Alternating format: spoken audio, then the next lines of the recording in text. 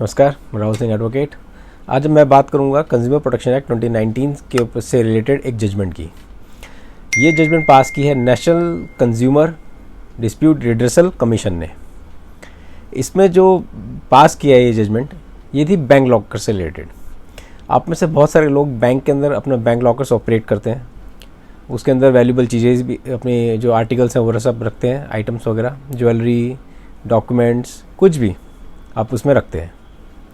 वह यूँ कि पिछले साल सुप्रीम कोर्ट ने आरबीआई को डायरेक्शन दी कि वो इन लॉकर्स को ऑपरेट करने के लिए कुछ रूल्स या गाइडलाइंस बनाए और उन्हें जारी करे। क्योंकि पिछले साल जब सुप्रीम कोर्ट एक फैसला जो सुन रहा था, अपील सुन रहे थे, वो केस ये था कि उसमें जो कंप्लेनेंट था उसका जो लॉकर था, बैंक वालों ने बिना उनकी बताए, उनको इंटीमेट किए, इन्फॉर्म किए, उनका लॉकर को ब्रेक किया था और वहाँ से हटा के दूसरे को अलॉट कर दिया था। रीज़न ये दिया था कि ये बैंक लॉकर बहुत टाइम से जो कंप्लेनेंट है वो ऑपरेट नहीं कर रहे थे और उसकी फ़ीस भी उन्होंने पे नहीं करी थी। हालांकि कंप्लेनेंट ने प्रूव किया कि उन्होंने फ़ीस भी पे करी थी और वो उसको ऑपरेट भी करते थे, लेकिन बैंक वालों ने बिना इन्फॉर्म किए उनको उनका जो लॉकर है ब्रेक किया है, जो कि इलीगल है। और सुप्रीम कोर्ट ने भी इस पे बैंक वालों को ही जिम्मेदार ठहराया और उन्होंने कहा कि आप बिना किसी जो बैंक का जो लॉकर का जो ऑपरेट करते हैं, जो कस्टमर है, उसको बिना बताए, जिसके नाम पे अलॉट हुआ है, अलॉटी को बिना बताए आप उनके बैंक लॉकर को नहीं छू सकते। उसके अंदर बहुत सारी वैल्यूबल चीज़ वगैरह होती हैं और बैंक को ये निर्देश दिया, ये डायरेक्शन दी कि वो उस कंप्लेनेंट को कंपनसेट करे, उसमें कंपनसेशन का। और साथ में आरबीआई को ये भी कहा गया कि ऐसे जो बैंक के लिए ना एक नियम बना दिए जाएं, एक रूल्स बनाए जाएं, ताकि बैंक वाले उसका फॉलो करें और किसी कस्टमर को कोई नुकसान या कोई तकलीफ़ ना हो।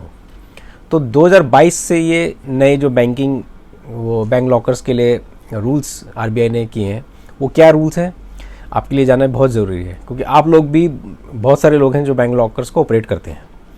पहला है कि अगर कोई थेफ्ट या किसी चोरी डकैती या कोई भी नुकसान होता है, या बैंक वाले उसके लिए ज़िम्मेदार हैं। और 100 गुना जो आप बैंक लॉकर के लिए रेंट पे करते हैं, 100 टाइम्स उसका वो compensation, as a compensation bank देगा कस्टमर को जिसके लॉकर का नुकसान हुआ होगा।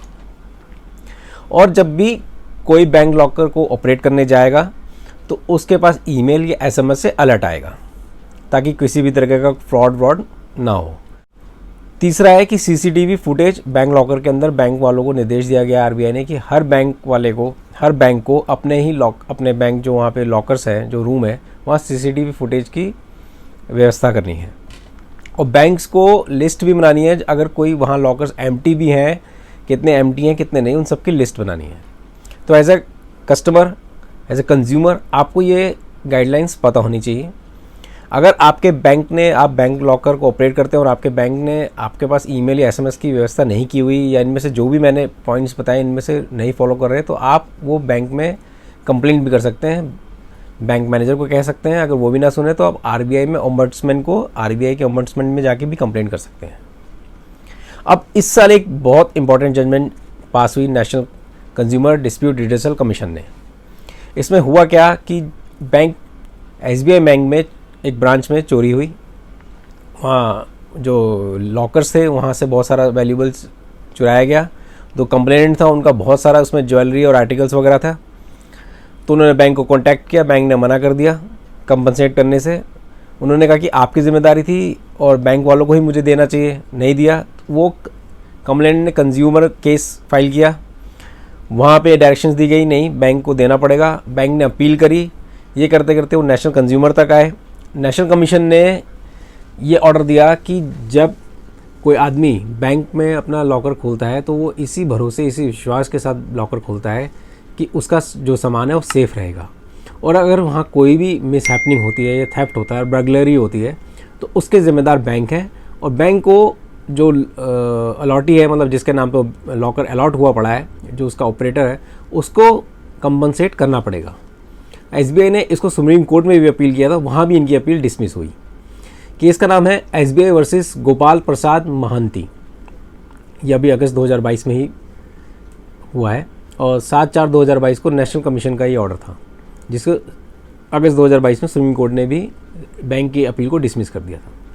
तो ये इन्फॉर्मेशन आपके लिए बहुत ज़रूरी है, क्योंकि हम सभी लोग बहुत लोग बैंक में अपना लॉकर ऑपरेट करते हैं और हमें अपने रूल, अपने जो राइट्स हैं वो हमें पता होना चाहिए बैंक में लॉकर ऑपरेट करते समय, कि बैंक हमारे लॉकर्स को सेव कर रहे हैं कि नहीं कर रहे हैं। और अगर उनकी तरफ से कोई उनकी पार्ट पे कुछ गलती होती है तो आप कंज्यूमर कोर्ट का दरवाज़ा खटखटा सकते हैं, आप आरबीआई में भी जाके कंप्लेंट फाइल कर सकते हैं।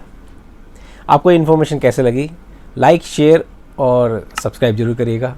अगर कोई क्वेरी है आप कमेंट बॉक्स में डाल सकते हैं, नहीं तो आप मेरे को ईमेल पे भी अपनी कोई क्वेरी पूछ सकते हैं। धन्यवाद।